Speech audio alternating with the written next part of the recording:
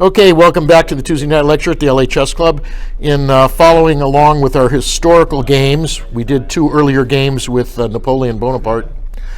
This is a game from Rome in the year 1619, Greco versus, it says, an amateur. Greco starts e4. I guess even back then they knew. Center control, bishop out, queen out, and e6. So it looks like even back then they were looking at the French defense. Okay? From 1619. d4, exactly what a French defense would be. Now, nowadays, it would be d5. Back then, knight f6 to attack the unguarded e-pawn. Bishop out, guarding the pawn so it can't be taken. Knights before bishops. So they're actually playing some decent chess in the year 1619. Knight out to guard the pawn because the knight was going to come and take d4. Knight now guards d4. Bishop e7, getting ready to castle immediately. This looks like a really nice game. And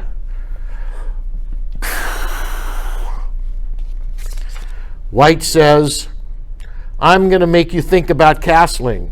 Greco says, if you want to castle, I might come right down here and open up that H file. And Black says, show me. I'm castling my king. e5, attacking the knight. So the knight goes to d5. And now we have what usually happens in a French defense. Even back then. They have improved upon it now, but this is pretty much the same thing. Bishop takes h7, check. So we have a sacrifice back in the year 1619. King takes bishop. And knight up, check. Now, obviously, if the bishop takes, pawn takes, you get a discovered check.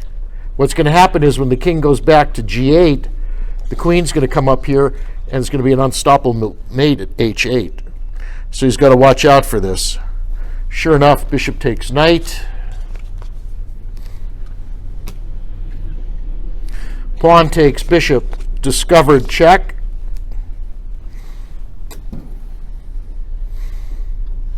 And he sees if the king goes back, the queen will come here, and there is no way to stop this mate. There's just no way. It's not possible. What about f6? So the king comes out to g6. He's in check. He's got to come out. He has to come out, otherwise he's going to get mated in two moves.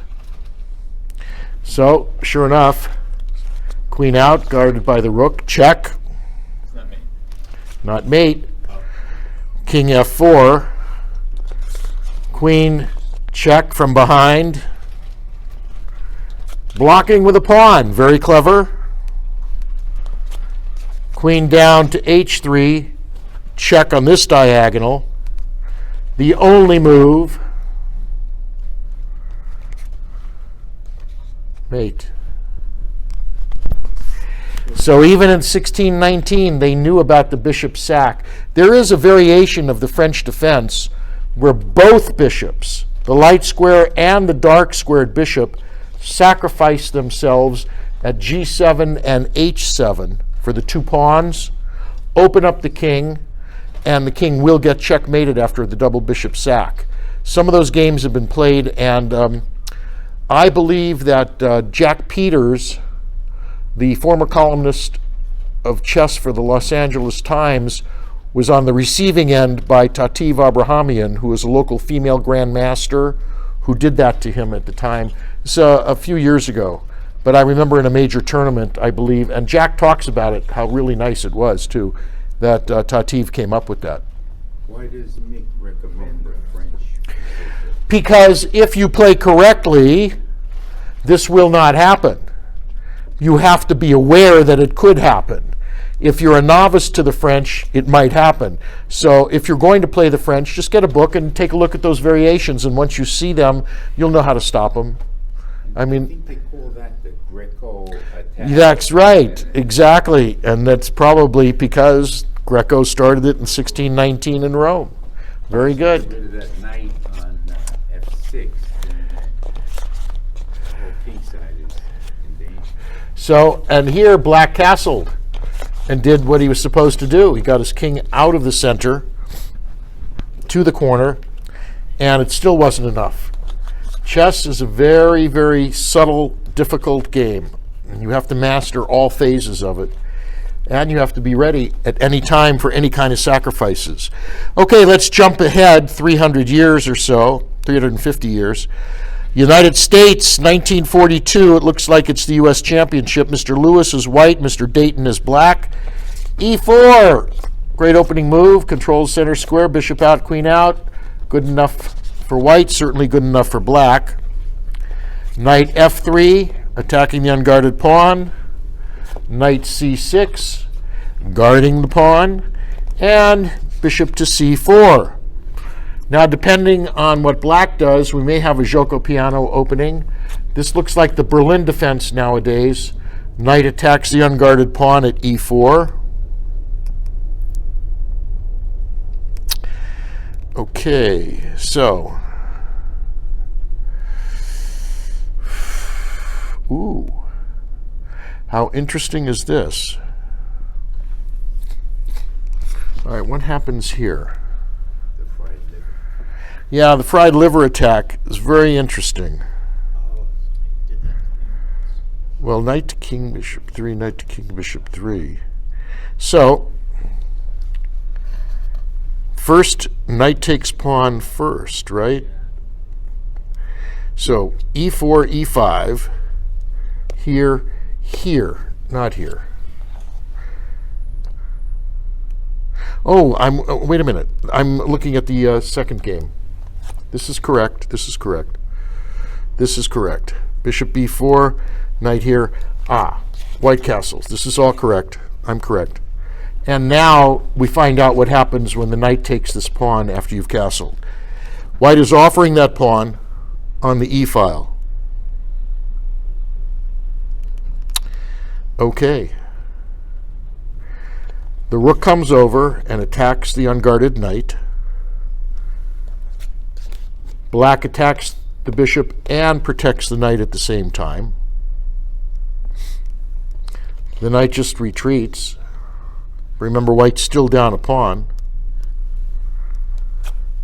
Bishop out, getting ready to castle. And d4. So what you're looking at is forcing this bishop to retreat and then getting back your pawn, right? Because it's being attacked twice. And obviously you can't take because knight takes, queen takes. So the bishop has to move. Or does it?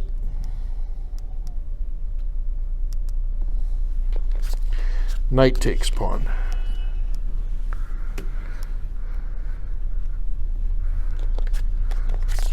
Knight takes pawn.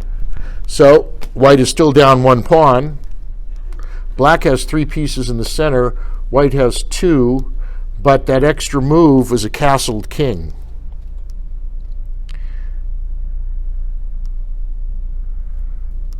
Okay, let's take a look. Sack the knight. All right, so knight takes queen's pawn. Knight takes pawn here. Queen out. What are we threatening? Queen takes f2, guarded by the knight, attacked by the queen. Ooh, interesting. Bishop takes pawn. Okay, so he's saying go ahead and take this if you want, which he does. Check. King over. What's the follow-up? Let's take a look. Ooh, very interesting. Check. Oh, smothered me. Oh, yeah.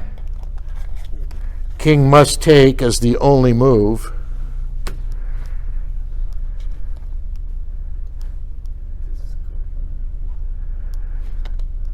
Knight. Okay, after king takes, knight to king 7 check. Here we go. And actually, what kind of check is it? Discovered double. A double discovered check. So the queen can't take the knight because you're still checked by the bishop. You block the bishop, you're still checked by the knight. That's the beauty of double checks. The king must move. So if the king moves here, he sees this is checkmate by the knight. So he has no choice but to come this way. Knight check again. Pawn takes knight.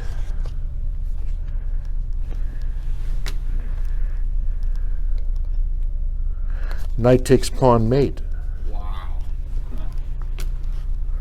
This and this is covered by the bishop and the knight. So it's And this is covered by the bishop, and he's in check. This is one of the prettiest checkmates I've ever seen. That's really phenomenal. Little queen sacrifice at g8, and a beautiful checkmate with the knight and the bishop. Just fantastic. I've never seen that one before. That's very impressive. That was the U.S. Championship in 1942, and it was Mr. Dayton that did that to Mr. Lewis. I have never seen that one before. Wow. Okay, that was worth looking at. That was really worth looking at. Wow. Okay, one more, guys. And then we can go back to a little informal play in the game room. What's the name of the book? The 1,000 Best Short Games of Chess in History. If you can find it. It's very difficult to find. Maybe you can find it on Amazon or eBay. Is it only in the old notation? Yes, I don't think they have Irving Chernev, the 1,000 Best Short Games of Chess. And I don't think, let me see the copyright year. I don't think they've transformed it to the algebraic notation. This was first published in 1955. So it's, what, 60 years old, right? 61 years old. Okay. Wow. Okay. Melbourne, Australia, 1931. Looks Is that 1,000? looks like it looks like the Australian Championship. 1,000 short games or 1,000 games? 1,000 best short games of chess, because every game here is under 30 moves. 1589, 2521, 2595, 1773, 9159. 90. Different prices for that. Really? Okay. All on the used market. Yeah, you can't. Because obviously it's out of print. We have a really nice copy. This was donated to the club by a gentleman from his library. He donated his entire chess library to the club, and so this he kept this in a real nice condition. Do you have one in algebraic? Doesn't have that kind of- Does it say if they've got one in algebraic, that they've translated it to algebraic from the Old English notation? They're all on the used market, so I doubt it. Okay. All right, so what's that? This one says that it is the Fireside, published by Simon & Schuster, Library of Congress, and it is the, I don't know if this is the first or second edition. Yeah, Oh yeah, I'm sure. it doesn't say if this is first or second edition. Let me see.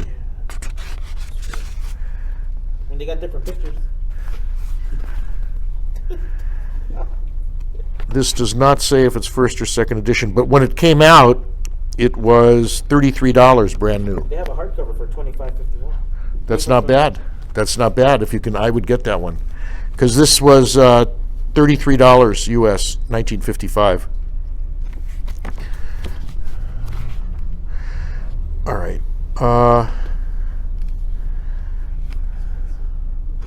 I think Mick did the Opera House game last time. Okay. Oh, I was going to do the Australian, but I think we'll do Spain 1947. The Spanish Championship. Spain, 1940. Soler versus Almeida. Soler is white, Almeida is black, e4, e5.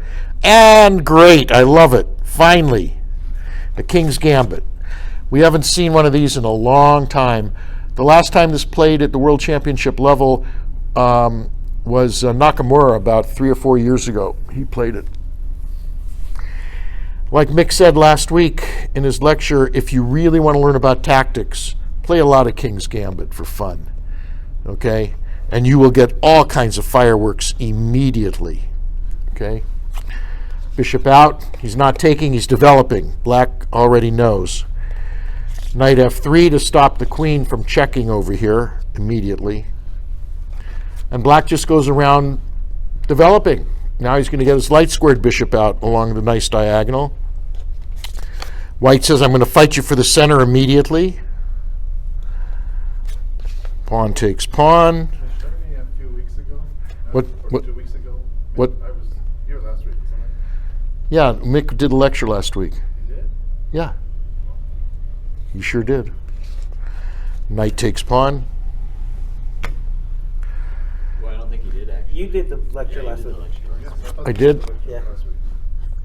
Was it 2 weeks ago that he was there? And remember, we were in the small room. It was 2 weeks ago. See, at my age, it all melds together. Tell me about it. Oh, you're kind of Okay, so he's black is still developing. White is still developing. See, nobody's taking, and they're doing everything they're supposed to in the first 8 to 10 moves. They're getting their pieces out quickly, and they're getting ready to castle. This is exactly what chess is supposed to be up to this point. Okay, queen e2, attacking the pawn twice, only guarded once. Looks pretty good. He's guarding it again, queen d3. Oh, and black says, I don't care. Knight takes pawn to open up, I suppose to open up the e-file, because remember, e-file has now got no pawns on it, so it looks like it's pretty good. Knight takes pawn. Now what's going to happen if knight takes knight? Bishop here pinning it on the queen. That's what will happen. There'll be a pin, and you're going to get the piece back. So instead of taking right away, white counterattacks and attacks black's queen. He says, I can still take that knight, or I'm threatening a fork over here with check if you move away. So I'm attacking your queen. I get a tempo. And black says, okay, I'll get the tempo first. Check. Pawn to g3. And knight takes pawn. Discovered check, and if the pawn takes, you're going to win a rook for a knight. So that's interesting. Okay. Pawn takes knight. Now, you can't take the pawn with check because you lose a queen, so you probably should take the rook, which in fact black does, also attacking the knight. However, the knight does have this check over here at c7. Let's see if he takes it. Not yet. He checks the king first. Bishop out, developing a piece and stopping the check. Knight takes bishop. Boy, a lot of tactics here. If the pawn takes, queen here, and then you're going to get mated here. So, king off the discovered check.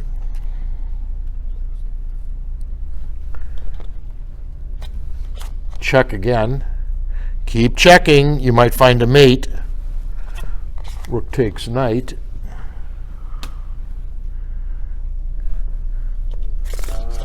Check. Guarded by the knight. King out.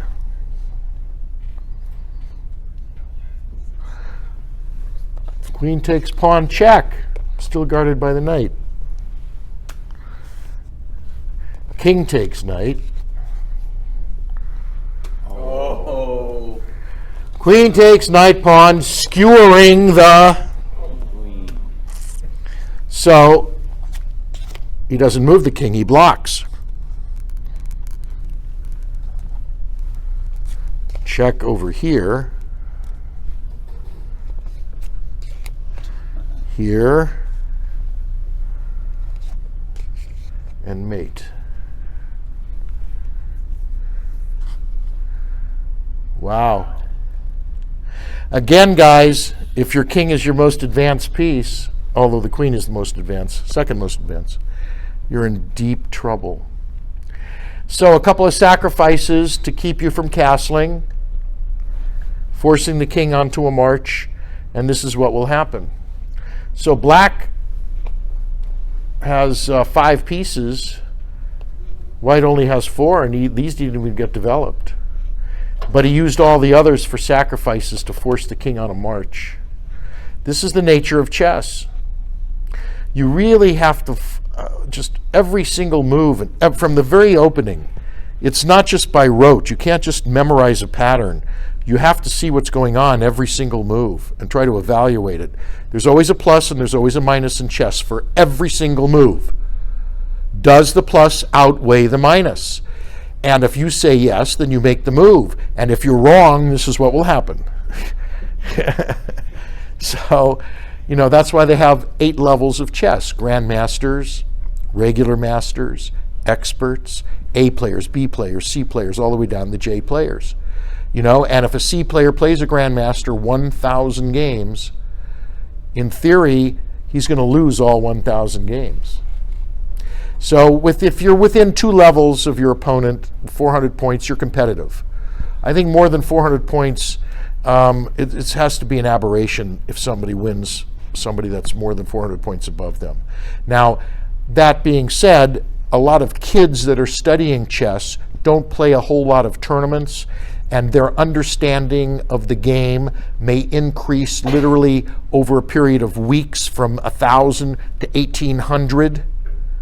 And if they play a 1,600 player and their rating says 1,000, they may actually be at an 1,800 level over that short period of time because their understanding of the game just all came together at that age. The older you are, that's very rare that that's going to happen. So kids constantly are being underrated. Their ratings just don't catch up to their playing ability. So I see that all the time. That being said, with adults, that have played in tournaments for a number of years and they have their 25 games or more, by and large, if you play somebody more than 2 levels above you, it's probably not going to be very competitive. That's why they have ratings, and they can give you an indication of what's going on. They're not always correct, but usually they are. Sort of like taking a poll in a political contest. The polls aren't 100% accurate, but let's say they're 85% accurate. So it'd be the same thing with the ratings. Okay,